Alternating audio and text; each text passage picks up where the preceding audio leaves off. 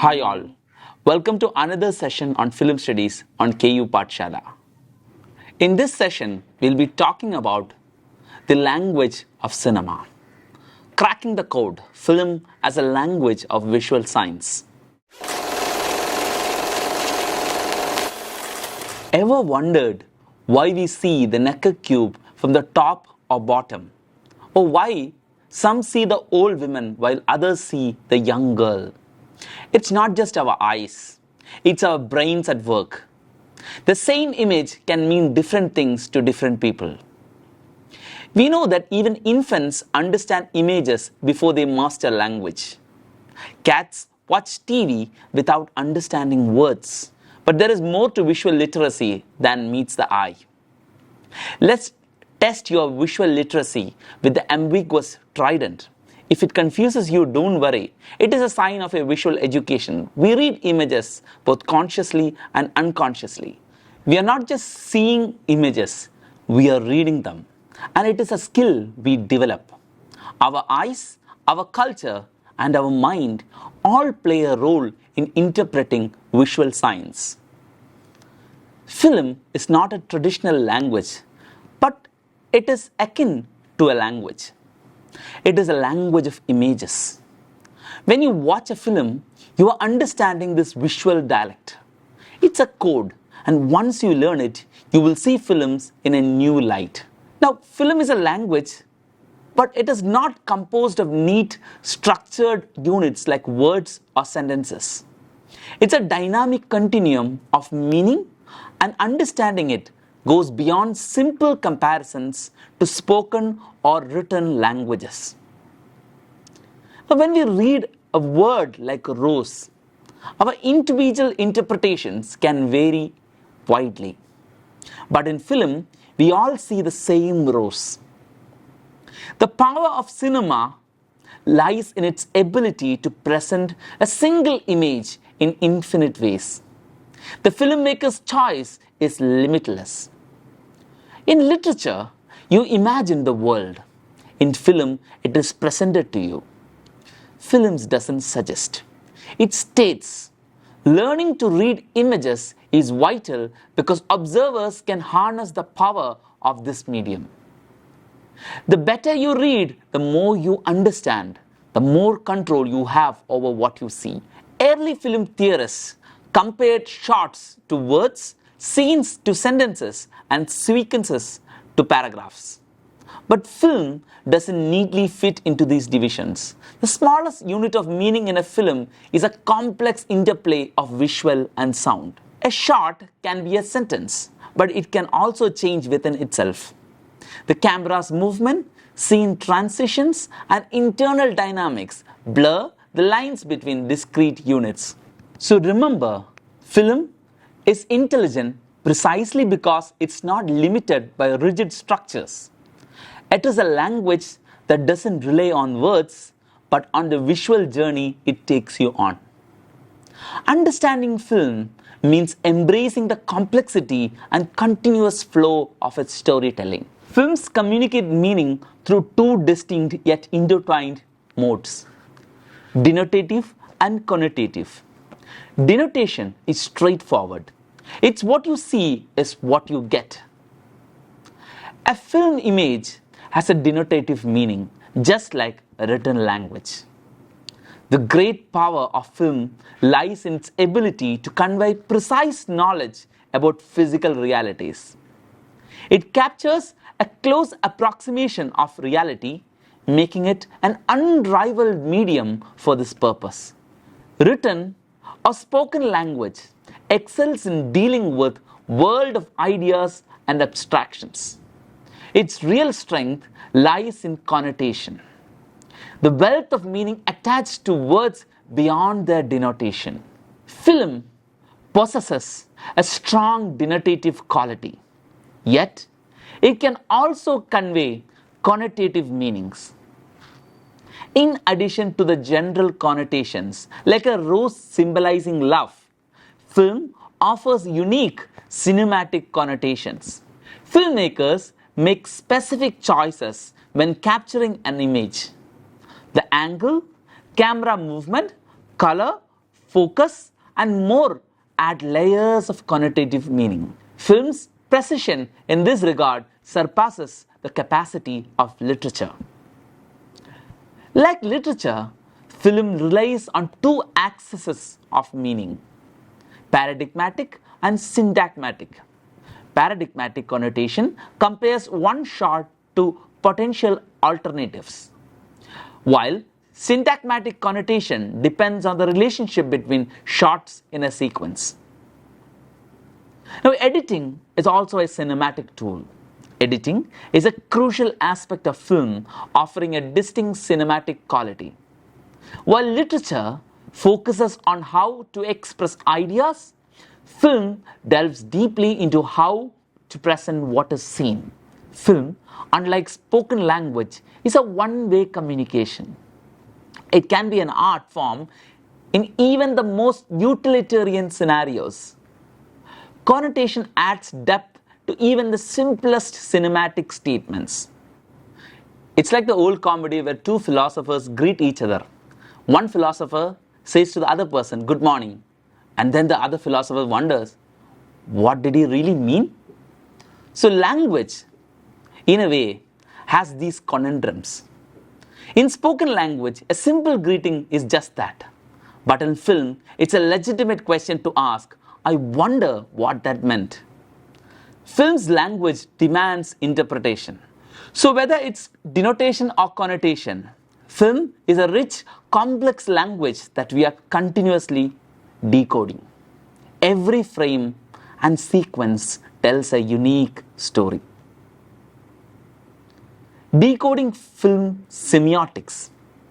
We need to differentiate between denotation, connotation, and tropes. Now let's explore film semiotics, the intricate language of cinema. In this journey, we need to delve deeper into the modes of denotation, connotation, and a dynamic element known as tropes. Peter Wollen, using the ideas of C.S. Peirce, introduced a trichotomy of cinematic signs: icon, the index, and the symbol. Although they aren't explicitly denotative or connotative, they form the basis of meaning in film. Icons represent what they signify through similarity. They are like portraits or diagrams. They are a key source of denotation in cinema, providing clear, precise meaning. Indexes are more complex. They measure a quality not through identity but through an inherent relationship, be it technical or metaphorical. They offer a bridge between denotation and connotation. Symbols, like words in spoken language, represent the meaning through convention. They are arbitrary signs essential to all forms of language. There is always an overlap between these three categories. These categories aren't rigid, they overlap. An image in cinema can be an icon, an index, and a symbol simultaneously, depending on the context and interpretation. Indexes are intriguing as they allow cinema to deal directly with abstract ideas.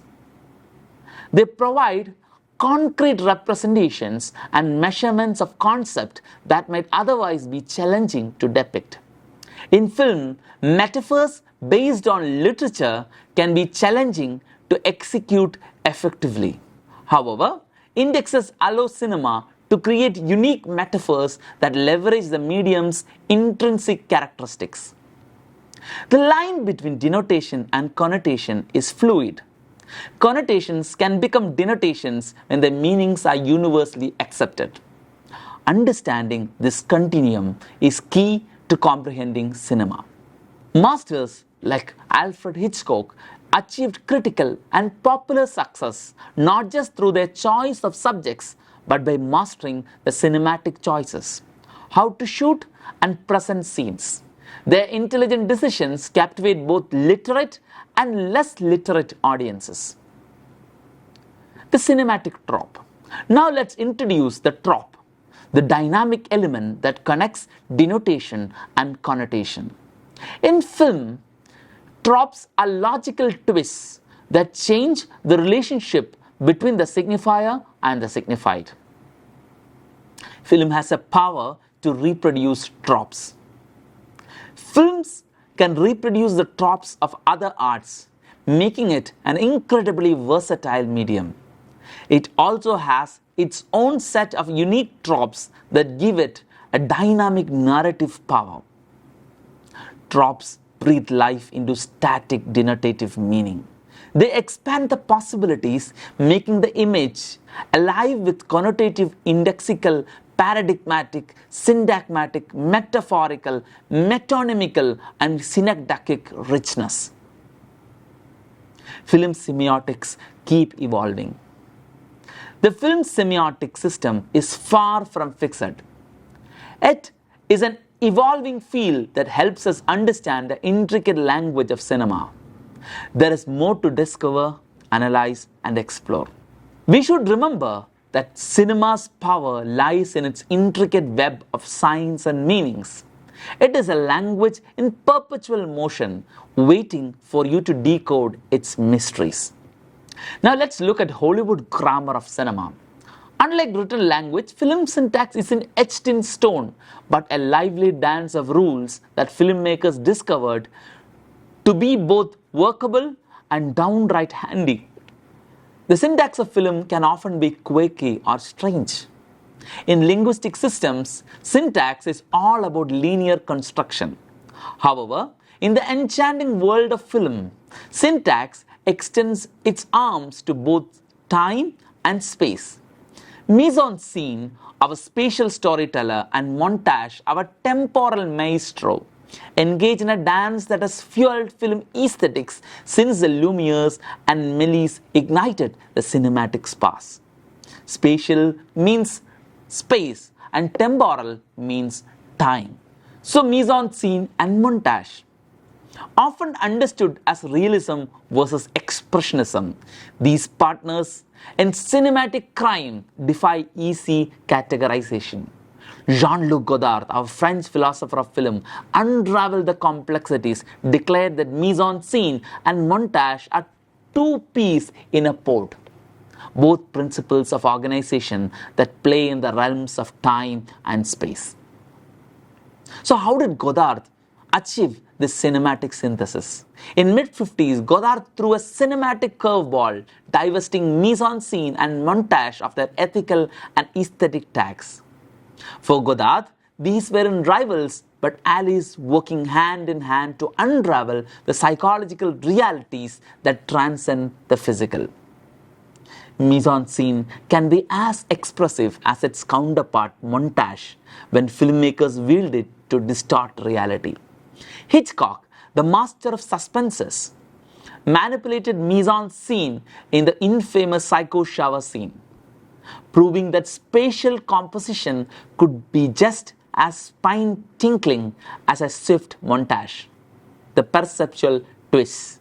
Just as montage can be mimicked within the shot, our dear mise-en-scene can reciprocate. Hitchcock, ever the cinematic trickster, fused 70 shots into a mere minute, creating a psychological tapestry that transcends the sum of its parts. Who said films can't be a mind-bending puzzle? So there you have it. The language of cinema and its quirky syntax. We must understand that these are flexible fields necessary for the creative expansion of cinema. They are partners in a dance of creativity.